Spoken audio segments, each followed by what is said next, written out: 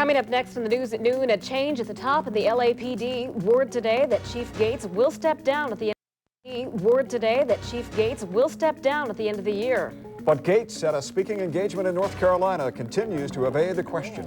Here at home, Mayor Bradley says he believes the chief will retire. And the officers on the beat, what are they saying? Complete team coverage on the upheaval at the top of the LAPD up next. Join us. Pain doesn't have to be a way of life. Even if you've suffered an auto accident or work injury, you can receive effective treatment by calling 1-800-BACK-CARE, because we'll refer you to a chiropractor trained to deal with back pain, neck pain, and headaches. When you call 1-800-BACK-CARE, we give you important information on the chiropractors on our service, and each of our chiropractors has been recommended by a medical doctor. For quality chiropractic care, call 1-800-BACK-CARE today. Viva! Yeah! Rub it, drain it, wring it out. Dab it, shake it all about. Scrub it, grab it, squeeze it dry. Wet it, wipe it, ooh, mama. Shine it, soak it, through and through. Viva does it all for you. Viva's more like cloth than ordinary paper towels, so there's almost no end to what it can do. Clean it, share it, pat it too. Viva's counting up for you. Viva's so cloth-like, it does it all. 8 a.m. breakfast meeting. Suffering from stress on the job? Flint on Ford. Losing sleep, stomach problems, headaches, chest pains, depression? I don't care if you're married. Is your job stress causing you physical problems? These reports were due 2 days ago. You may have the right to medical help and disability under workman's compensation. If you can't hack this job, look somewhere else. Don't let stress on the job cause you to fall apart. Call the injury hotline now at 1-800-654-2654. You're watching KCAL TV, Norwalk, Los Angeles, California 9. Now, 9 News at noon. It's over. Los Angeles Police Chief Daryl Gates will leave the department by the end of the year. At least that's the word from Mayor Tom Bradley and members of the City Council. But the chief says maybe it is not over yet. Good afternoon, everyone. I'm Kerry Kilbride. Good afternoon. I'm Paula Lopez. The mayor and council members call it the beginning of the healing process, a passing of the mantle. In separate news conferences this morning, Mayor Bradley and the council members laid out how the change would take place. But for the time being, Chief Daryl Gates has not come out and said he is retiring. We begin our coverage now with David Goldstein, who has been following this morning's developments at City Hall, and he joins us now live. David? Well, Carrie and Paul, it certainly has been an active morning here at City Hall. We're in the press office of the City Council chambers. According to City Council members this morning and the mayor, Chief Gates has given them his word that he will retire by the end of the year. Now, this is a complicated matter. According to council members, they will put a charter amendment on the ballot by November or December that would limit the chief's term to a maximum of 2 5-year terms. That is what the Christopher Commission wanted, and they say if that happens, Chief Gates will retire by the end of the year. Now, the chief is out of town today in North Carolina, but all this came about after meetings between Gates, council members, and the mayor. When the chief of police, Daryl Gates, indicated that he would retire at the end of this year. The move comes one day after Gates stripped Assistant Chief David Dotson of some of his responsibilities. Dotson was one of Gates's biggest critics within the department, and when he was asked by the Christopher Commission if the department needs new leadership, Dotson responded, "That's exactly what I believe." This morning, City Councilman said the process for an orderly transition of power at LAPD has begun. Last night, Chief Gates gave President Ferraro and myself his approval for an orderly process of change. We're going to call for a special election for the put on the ballot the 5-year term that the Independent Commission talks about. We discussed this with Chief Gates. Chief Gates thinks it's an orderly process and he's in favor of it. But City Councilman Michael Wu said Gates should go a lot sooner than the end of the year. I think Chief Gates should leave now. Not months from now, not weeks from now, but today. I urge the mayor to make all the arrangements necessary to appoint an acting chief during our national search for Chief Gates' successor. Gates's retirement may end the battle between the chief and the mayor, but who won? I think that all of us can now begin to move toward this goal, can begin the healing process in this city, and I think that all of us are going to be the beneficiaries this decision. Now, the chief is out of town at an anti-drug meeting in North Carolina, but certainly his statements about retirement are not firm. In an interview this morning, he seemed to avoid the question.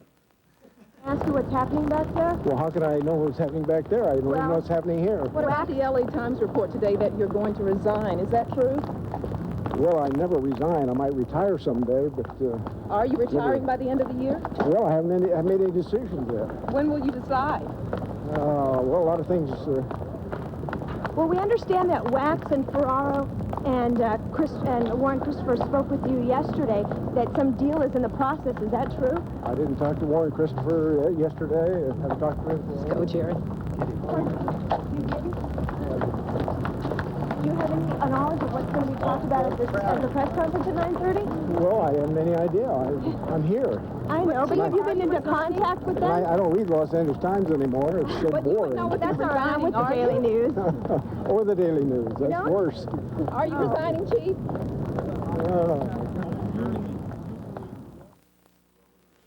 Okay, now to explain this a little bit more, I have Council President John Ferraro is here. Councilman, the chief says he hasn't made any decisions as yet. You're saying that you believe he is going to retire at the end of the year. What did he tell you when you spoke to him? Well, we discussed a lot of things yesterday, and one of the things we talked about is having a special election so we could have this election by the end of the year, before the end of the year. And he thought that was a good orderly process, and he agreed with it. Does that mean he would retire after that charter amendment? That was the gist of the conversation, was that he was after the election, which would hopefully be before the middle of December, that he would then retire. What would happen if the voters turn down the charter amendment and don't vote for the maximum of 2 5-year terms? Well, I don't I don't want to contemplate what's going to happen. I think the fact is that we talked about retirement. We talked about the need to move ahead, and he agreed that there was a need for an orderly process. And that's what I continue to think that, and that's what that's going to be my attitude. You're catching him back there in Winston-Salem, and he doesn't know what's going on here. Let him get back in town, and we'll again give him an opportunity to talk. What do you? Press can be pretty brutal when they call you all hours of the night, wake you up, wake your wife up. That's terrible of you press people. I can't believe you do things like that. What do you think changed his mind? I mean, he came out after the Christopher Commission on Tuesday, said he's going to implement the changes of the commission and not retire. Well, I think that he's retirement's on his mind. There's no question in my mind that he wants to retire, but he wants to retire on his conditions and with his dignity held high. And he is implementing those parts of the Christopher Commission that he has the authority to implement, and he's doing that. He's moving ahead on that. What I'm concerned about is let's get the city back together. Let's get moving in the right direction. The division has been too long, and I think it's time for the healing process to proceed, and that's what we're going to do. But you are certain that he is going to retire by the end of the year? There's nothing certain in politics, but it's my hope that he retires with dignity and at the right time. Okay, thank you very much. City Council President John Ferraro. Also, we had Councilman Zev Yaroslavsky over here. And sure, what is your reaction? Yesterday you came out in the Dotson incident and blasted the chief. What is your reaction now to this announcement? Well, if it's true, I think it's a good thing, and the city and the police department will be served well by this kind of a decision. But I have conflicting information. It's too early to know what's really going on. And Michael Wu this morning said that it should happen sooner than the end of the year. What are your feelings? I don't know. If the chief is going to retire at the end of the year, that's good enough for me.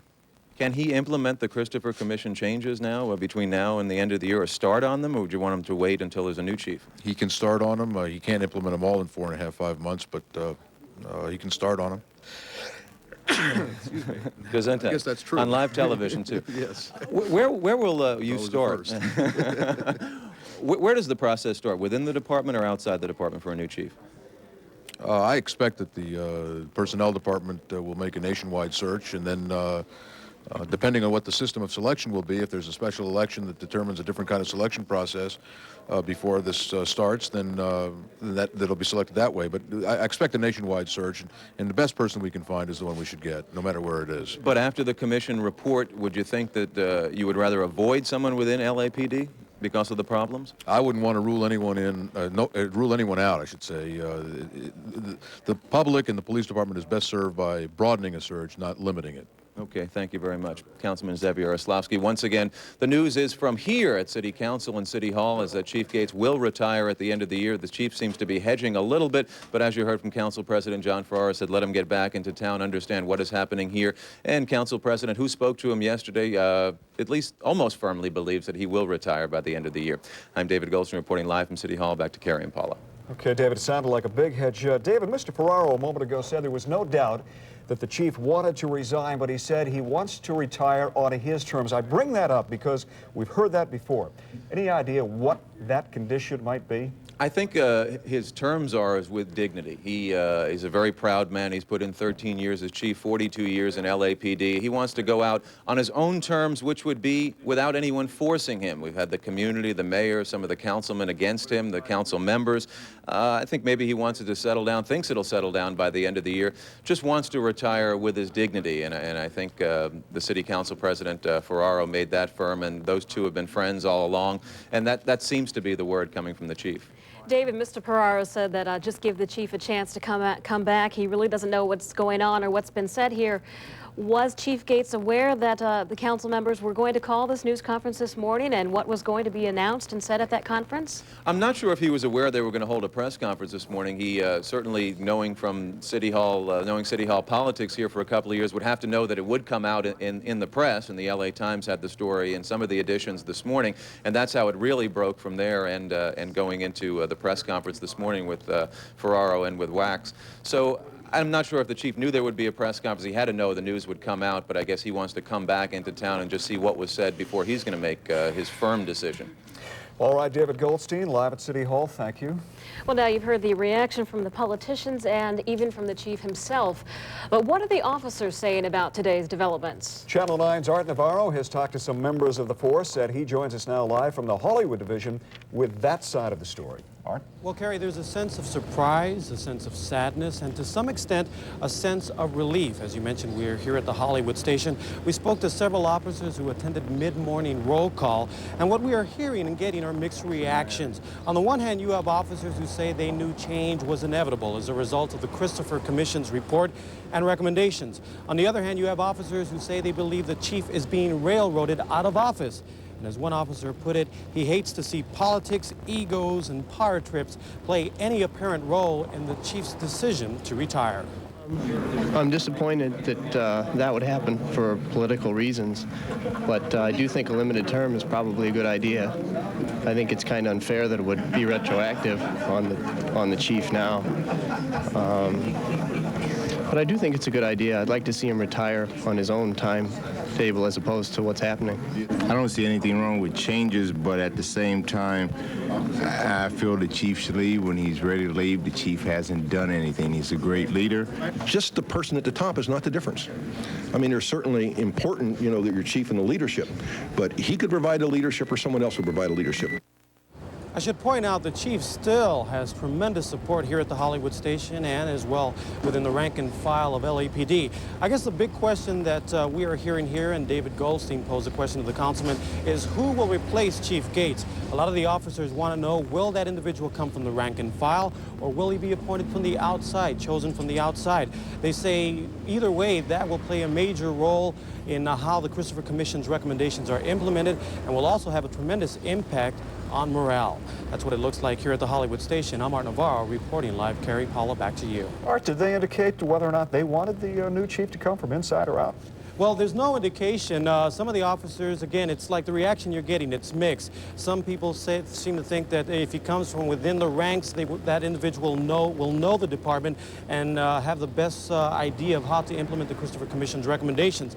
Other people think that it's time for a breath of fresh air, and perhaps that the best idea or the best plan for LAPD at this point would be to bring somebody from the outside. So again, reaction there is also mixed. All right, Art, thanks for that report. Well, the police department is occupied with another important issue today, the safety of its helicopter fleet. The entire LAPD fleet is grounded today while an independent inspector goes over the chopper's maintenance records. The check follows last month's police helicopter crash that killed 2 officers and a bystander on the ground. 14 Bell Jet Rangers and 5 A-Stars are being held down during the audit. One aspect of the audit will focus on whether an engine part from the French-made A-Star was sent back to the manufacturer last year when engines were recalled because of a defect. There's an arrest report in what's turning out to be a very unusual murder case. Burbank police have arrested a woman who is alleged to have hired gang members to kill a man so she could pursue a romance with the man's wife. The victim, Jose Salazar, was shot to death last August. The suspect is identified as 22-year-old Maria Serrato of Los Angeles. Police say she paid 2 gang members $50 each to carry out the killing. Investigators say Serrato became a prime suspect in the case when she admitted to having a relationship with Salazar's wife. Police have also arrested 1 gang member in connection with that case, and they are now looking for a second suspect. For the second time in 2 days, police are now investigating an attack on a woman in the same Long Beach neighborhood. The latest occurred during the early morning hours in the 600 block of Walnut Street in East Long Beach. The woman was raped, then stabbed repeatedly. She survived the assault, but doctors could not save her unborn baby. A similar attack occurred the day before. At the moment, police say they are not sure if there is a connection. Paula? Investigators are still trying to figure out what led up to the fiery death of a man in West Hills early this morning. The unidentified man was killed when his car rammed into a house and burst into flames. The fire quickly spread throughout the home. It took firefighters more than 30 minutes to put out the blaze. Police say the car was a 1990 Lincoln. They have not been able to identify the driver. A stubborn oil fire in the Mid-City area this morning kept firefighters working for more than 3 hours. An oil vat at a manufacturing company caught fire and burned out of control. It created a huge cloud of thick smoke. To put it out, firefighters had to first cool the oil. Pass the bread. We'll save him a couple. All right. New Kraft-free singles. Flavor like New Kraft-free singles. Flavor like that without the fat. Colton Piano and Organ is closing the Tarzana store. We're selling to the bare walls. Save up to 50% on major brands of pianos and organs. New high-polished baby grands, $39.95. New semi-concert grand pianos, $88.95. Trade-ins as received. Grand pianos, $1,000 each. Home and church organs, $500 each. Uprights, $400 each while they last. All closing sale pianos and organs are available at Colton Piano and Organ Supermarts in Tarzana on Ventura Boulevard between Tampa and Reseda. Also in Colton, Pasadena, Rowland Heights, and Carson. Computer-assisted drafting. It's tomorrow's technology in the planning stage today. With the help of computers, drafting design plays a major role in electronics, engineering, architecture, and mechanical planning. Right now, the National Education Center is offering a training program to teach you to read and draw blueprints. Plans to build laser designs, robotics, satellites, and bridges. Find out about the career opportunities in drafting. For a brochure, call 1-800-722-7337. 1-800-722-7337. Checking now on some of the stories we're working on for tonight's edition of Prime 9 News. We will have the very latest on the upheaval in the LAPD. Is Chief Gates going to retire at the end of the year? We hope to catch up with him as he comes back to town to get the last word. We'll take you to the Olympic Festival opening ceremonies at Dodger Stadium. Former President Reagan will officially open the 10-day competition. And we'll take you to San Pedro, where these little guys, the Grunions, are expected to return for their annual spawning ritual. And I'm surprised they didn't come back a little early, thinking that the moon was out yesterday afternoon with that eclipse. Yeah, You know, you would think that that would confuse the Grunions. Well, it looks, if you go Grunion running, respect those little creatures. I always feel so bad when I see people going out there chasing them and putting them in buckets. Anyway, look, but don't touch. Or we're going to check on that 5-day forecast and show you the temperatures. Oh, pretty much staying in the low 80s for the next couple of days. We'll see that thick, low cloud cover, especially along the coastal sections. And by the early part of the next week, we could even see some thunderstorms developing across the deserts. Have a great weekend. It's Friday, and we're pumped. We're ready to go. She sure is. All right, thanks a lot, Diane. Have a good weekend. It's going to do it for the news at noon on this Friday. We hope you enjoy your weekend, and we will see you again Monday. And don't forget Prime 9 News tonight beginning at 8. And we leave you now with the names behind this newscast and another look at Thursday's spectacular eclipse. Bye-bye, everyone.